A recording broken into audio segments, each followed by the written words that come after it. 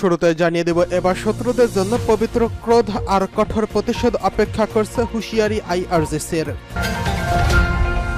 জানিয়ে দেব, এবার ইসরায়েলি হামলায় কাসামস ব্রিগেডের সামরিক কমান্ডার নিহত। জানিয়ে দিব, বাংলাদেশে কোটা আন্দোলনের সৃষ্ট সহিংসতায় ৩২ শিশু নিহত দাবি ইউনিসেফের। জানিয়ে দেব, ৪ সেপ্টেম্বর কমলা হ্যারিসের সঙ্গে নির্বাচনী বিতর্কে রাজি হলেন ডোনাল্ড ট্রাম্প। এছাড়া রয়েছে, ইসরায়েলকে রক্ষায় যুদ্ধবিমান ও যুদ্ধজাহাজ পাঠাচ্ছে যুক্তরাষ্ট্র। সর্বশেষ জানিয়ে দেব, ইরানের হুমকি থেকে ইসরায়েলকে রক্ষা করবে যুক্তরাষ্ট্র, প্রতিশ্রুতি জো বাইডেনের। এতক্ষণ শুনছিলেন গুরুত্বপূর্ণ সংবাদ শিরোনাম, এখন জানিয়ে দিব বিস্তারিত। এবার শত্রুদের জন্য পবিত্র ক্রোধ আর কঠোর প্রতিশোধ অপেক্ষা করছে হিজবুল্লাহ নেতাকে বলছেন আইআরজিসির প্রধান। ইসলামী প্রজাতন্ত্র ইরানের বিপ্লবী গার্ড বাহিনীর প্রধান মেজর জেনারেল হোসেন সালামি বলেছেন, হিজবুল্লাহ শীর্ষ কমান্ডার ফুয়াদ শুকুরকে হত্যা করা হয়েছে। এর জন্য ইহুদিবাদী ইসরায়েলকে কঠিন থেকে কঠিন পরিণতি ভোগ করতে হবে। লেবাননে ইসলামী প্রতিরোধ আন্দোলন হিজবুল্লাহর মহাসচিব সৈয়দ হাসান নাসারুল্লাহকে পাঠানো এক শোকবার্তায় গতকাল জেনারেল সালামি এই হুঁশিয়ারি উচ্চারণ করেন। গত মঙ্গলবার সন্ধ্যায় লেবাননের রাজধানী বৈরুতে ইসরায়েলি আগ্রাসনে শহীদ হন ফুয়াদ শুকুর। কমান্ডার সালামি নৃশংস অপরাধী ইসরায়েলকে মুসলিম উম্মার শত্রু বলে উল্লেখ করেন। তিনি বলেন, ইসরায়েল ও তার সমর্থকদের আঞ্চলিক প্রতিরোধ ফ্রন্টের নিবেদিত দৃঢ়চেতা এবং প্রতিশ্রুতিবদ্ধ মুজাহিদিনদের পক্ষ থেকে পবিত্র ক্রোধ, কঠোর প্রতিশোধ এবং প্রতিরোধের জন্য অপেক্ষা করা উচিত। আমেরিকার সর্বাত্মক সমর্থন নিয়ে ইহুদিবাদী ইসরায়েল গাজায় চলমান বর্বরতা চালিয়ে যাচ্ছে বলে উল্লেখ করেন আইআরজিসির প্রধান। এদিকে এবার ইসরায়েলি হামলায় কাসামস ব্রিগেডের সামরিক কমান্ডার নিহত।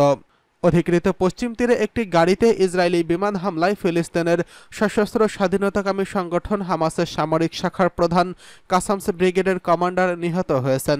এছাড়া গাড়িতে থাকা আরও 4 জন নিহত হয়েছেন। শনিবার ৩রা আগস্ট ইসরায়েলের হামলায় হামাসের 5 জন নিহত হয়েছেন।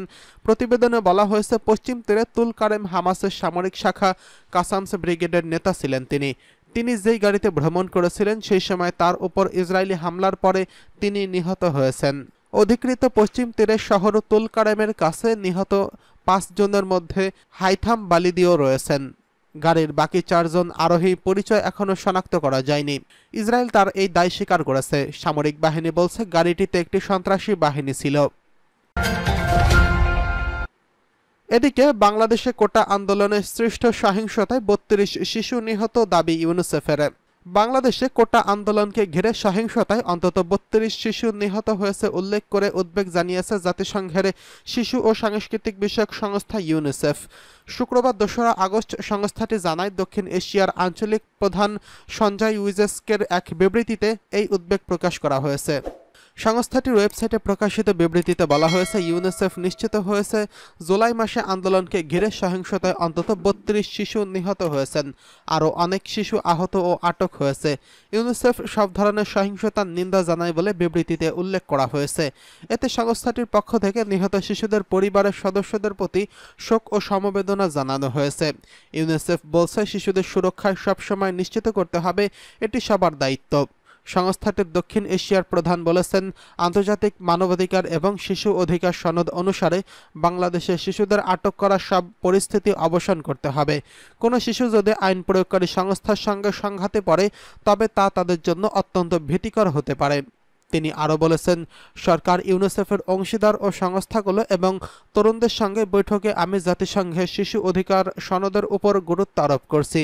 এতে শিশুদের স্বাধীনভাবে সমাবেশে শান্তিপূর্ণ মতপ্রকাশের অধিকার স্বীকৃতি দেওয়া হয়েছে। বিবৃতিতে আরও বলা হয়েছে, শিশু ও তরুণরা বাংলাদেশের ভবিষ্যৎ। তারা যখন কথা বলবে তাদের সুরক্ষা নিশ্চিত করা জরুরি। এদিকে আগামী ৪ সেপ্টেম্বর কমলা হ্যারিসের নির্বাচনী বিতর্কে চ্যালেঞ্জ গ্রহণ করলেন ডোনাল্ড ট্রাম্প। মার্কিন ভাইস প্রেসিডেন্ট কমলা হ্যারিসের সঙ্গে নির্বাচনী বিতর্কে রাজি হয়েছেন সাবেক প্রেসিডেন্ট ও রিপাবলিকান প্রার্থী ডোনাল্ড ট্রাম্প। ফক্স নিউজ আয়োজিত এক বিতর্কটি অনুষ্ঠিত হবে আগামী ৪ সেপ্টেম্বর। শুক্রবার ২রা আগস্ট দলীয় প্রতিনিধিদের ভোটে কমলাকে ডেমোক্রেটিক প্রেসিডেন্ট পদপ্রার্থী হিসেবে মনোনয়ন দেওয়ার পর এই ঘোষণা দিয়েছেন ডোনাল্ড ট্রাম্প। ব্রিটিশ বার্তা সংস্থা রয়টার্স এই খবর জানিয়েছেন। নিজের অফিসিয়াল সামাজিক যোগাযোগ মাধ্যম এক্স হ্যান্ডেলে ট্রুথ সোশ্যাল একটি পোস্ট করে কমলার সঙ্গে ডিবেটে অংশ নেবেন না বলে ঘোষণা করেছেন ডোনাল্ড ট্রাম্প। তিনি বলেন, আগামী 4 সেপ্টেম্বর বুধবার কমলা হ্যারিসের সঙ্গে ফক্স নিউজের আয়োজিত প্রেসিডেন্সিয়াল ডিবেটে অংশ নেব। এর আগে জুন মাসে এবিসি নিউজ জো বাইডেনের সঙ্গে এই ডিবেটের আয়োজন করেছিল, তবে তা বাতিল হয়ে গিয়েছে কারণ বাইডেন আর প্রেসিডেন্ট প্রার্থী নন।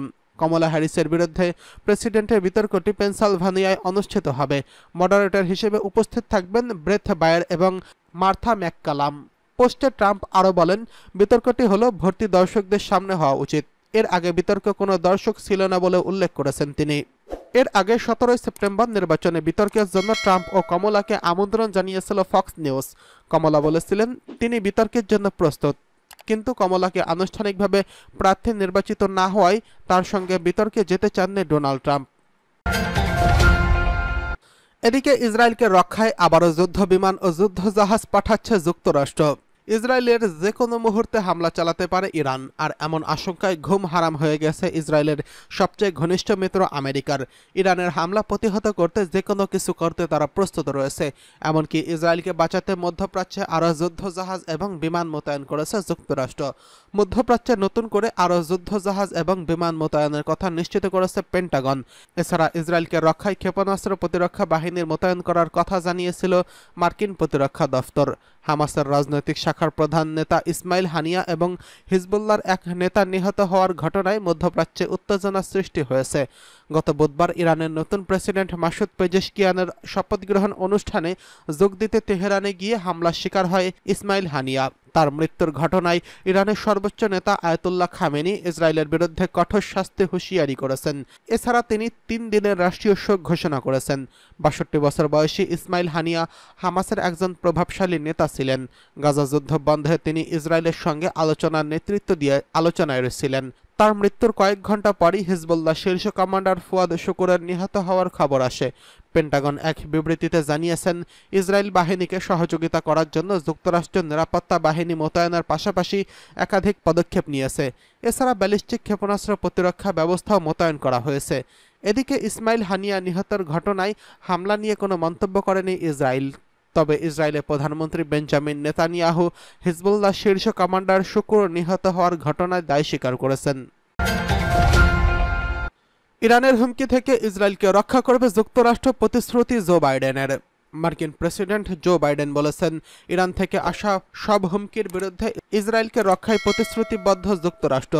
ইসরায়েলের প্রধানমন্ত্রী বেঞ্জামিন নেতানিয়াহুকে এক ফোন আলাপে তিনি এই অঙ্গীকারের কথা জানিয়েছেন। ফরাসি বার্তা সংস্থা এএফপি এই খবর জানিয়েছেন। এ বিষয়ে হোয়াইট হাউসের দেওয়া এক বিবৃতিতে বলা হয়েছে, তেহরানে হামাসের শীর্ষ নেতা হত্যাকাণ্ডের পর বাইডেন এই প্রতিশ্রুতি ব্যক্ত করেছেন। বাইডেনের সঙ্গে ওই ফোন কলের সময় যুক্তরাষ্ট্রের ভাইস প্রেসিডেন্ট ও ডেমোক্রেটিক প্রেসিডেন্ট প্রার্থী কমলা হ্যারিসও উপস্থিত ছিলেন। বিবৃতিতে বলা হয়, বাইডেন মধ্যপ্রাচ্যে উত্তেজনা কমানোর চলমান প্রচেষ্টার উপর জোর দিয়েছেন। ফোন কলটি এমন সময় হয়েছে যখন ইসরায়েল ঘোষণা করেছে যে বৈরুতের একটি হামলায় হিজবুল্লাহ সামরিক কমান্ডার ফুয়াদ শুকুরকে হত্যা করা হয়েছে। নেতানিয়াহু সরকার তেহরানে হামাসের রাজনৈতিক নেতা ইসমাইল হানিয়ার ব্যাপারে কোনো মন্তব্য করেনি, তবে হামাস ও ইরান ইসরায়েলকে দায়ী করেছে।